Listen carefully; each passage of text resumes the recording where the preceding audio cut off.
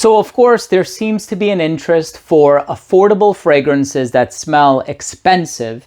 Here are 5 of them, and of course, I'm always getting asked, what is an alternative for this? What is an alternative for that? And of course, the list is super long, so in today's episode, I'm hoping to be able to assist you as best as I can with some really good alternatives to some more expensive niche or designer fragrances. I'm excited to share this list with you in just a second, so make sure to stay tuned.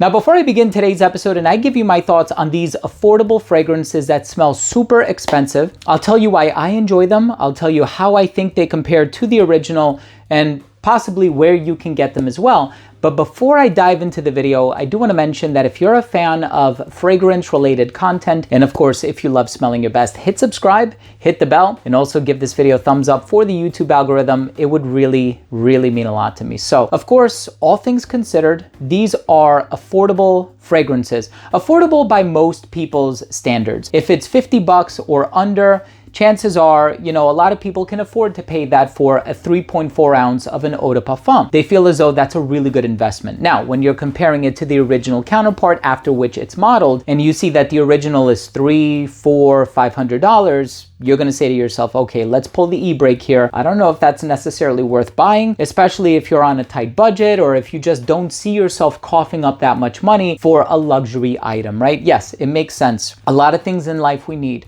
We need food, we need shelter, we need family. We don't need an eau de parfum that costs $500. Let's go ahead and dive into the list. So here is one that I purchased, and I can tell you exactly the day when I purchased it. February 18th of 2013. Wow. So I've had this for 11 years now. This one is Rose 31 by Le Labo.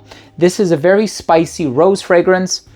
You've heard the narrative about this one. It has cumin in here. A lot of people are not crazy about this one, and I totally understand, right? It's not going to be everybody's cup of tea. However, this is such a beautiful fragrance by Le Labo, and I purchased well over a dozen fragrances from the brand, and I really do enjoy the brand. I like how unique they are. They are very original. They're not getting compared to anything else. As a matter of fact, it's always other brands that are trying to put out their own rendition of a Le Labo fragrance. Well, instead of spending hundreds of dollars, because that's exactly what this one is going to set you back, by Dossier, you can get Floral Rose.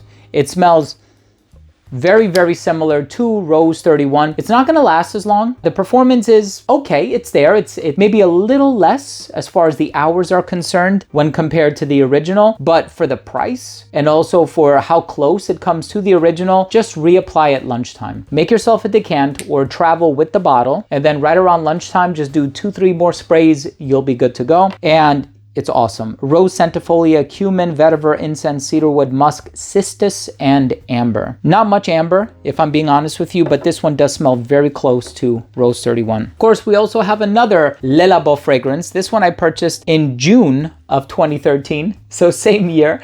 This one is Bergamote 22. One of the brightest, freshest offerings. I know they have a neroli, and I know they have a lot of other citrus-based fragrances. Bergamote 22 is my favorite, right? It has the bergamot. It's so bright and sparkling, and it always puts me in a cheerful, positive frame of mind. I really enjoy this one very, very much. And of course, my bottle ran out. I do have a bigger bottle, so, thank goodness, because, this is one that I always miss. If it's been a couple of weeks or even a month where I haven't worn this, I tell myself, I gotta wear Bergamote 22 one of these days, because it's really a phenomenal fragrance. From the Duo brand, you can get 22 shades of bergamot. I think it's still called the same thing, if I'm not mistaken. Let me fix them up a little bit here. So 22 shades of bergamot by the Duo brand, incredibly long lasting, extrait de parfum concentration. And of course, I don't really need to go through my bigger bottle of Bergamote 22 when I have this alternative and it smells very similar.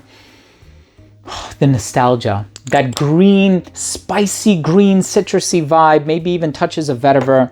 It's so good, right? So again, the Duo brand makes some incredible alternatives, and I think this is one where they hit it right on the money. Now, Black Orchid, unisex. Everything on this list has been unisex so far. Mexican chocolate, that orchid note that's in here, that chocolatey patchouli underneath it all. This is such a beautiful ambery fragrance, and it gets a lot of play, and for good reason. I think it's phenomenal. Instead of getting that, you can get Spicy Orchid by Dossier. Amazing fragrance. This Dossier especially, look at the color of the liquid. So incredibly long lasting, and it smells exactly like Black Orchid. It's such a beautiful fragrance. It also has sandalwood, vanilla, incense, ylang ylang, plum, cinnamon. I overlook some of these notes because my mind goes straight to the chocolate and the orchid, obviously the namesake of the perfume, but it's such a beautiful, complex composition. Definitely one of my favorites from the brand. So here's another one that is very, very interesting. And this one, I just recently discovered it, and the few times that I've worn it and I've smelled it, I'm like, it smells so good. And it's really, really close to the original. So we have Blue Moon Ginger Dash by Killian Paris. So you know this perfume is a few years old now, and it's a very bright oceanic ginger citrus, slightly minty fragrance. And this one I saw online, I think it was like 40 bucks or something like that. So it's a really affordable alternative to the original. And this one is called Mouche Moscow Mule by Paris Corner. What a beautiful fragrance. The frosted glass, the atomizer is actually really good. Pressurized atomizer. Oh man. Okay, so it's Blue Moon with a little bit more mint. So if you can imagine that, very close to Blue Moon Ginger Dash, a little bit more mint. This is a beautiful fragrance. The frosted glass, and I almost dropped that. The frosted glass bottle is really, really gorgeous. And of course, with the presentation, it looks like a whiskey glass or whatever. It looks very, very similar. Now, in the #1 spot, this is a unisex fragrance. All of these have been unisex, so it's been a unisex list. That's great. So this one, I love the way that it smells, right? It's cool, it's casual, it has an aromatic tendency about it, it's a bit citrusy in the opening. Wood Sage and Sea Salt by Jo Malone. Beautiful fragrance. The drawback is it doesn't last. There are some Jo Malone fragrances that do last, Myrrh and Tonka being one of them. And I do own a few, thank goodness, that give me really good longevity. Not exceptional, but you know, they last a fair amount of time on my skin. So this one is awesome. I think it smells amazing. It is such a compelling aroma. Instead of it, you can get Woody Sage by Dossier. And it's affordable enough that you can reapply. It smells so similar to the original. As is, it's gonna last longer than the Jo Malone. So even if you don't reapply, you are gonna get better performance from this one than you would from the Jo Malone. And I've tried both of them.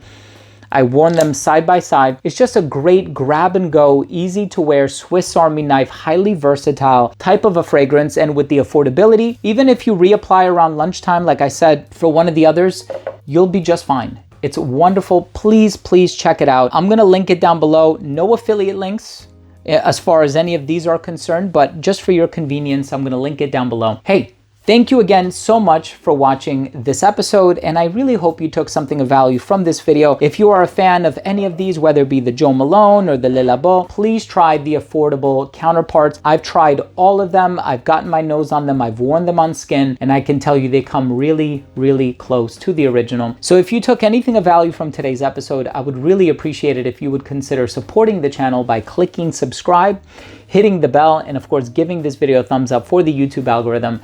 It really goes a long way, and it would mean so much to me.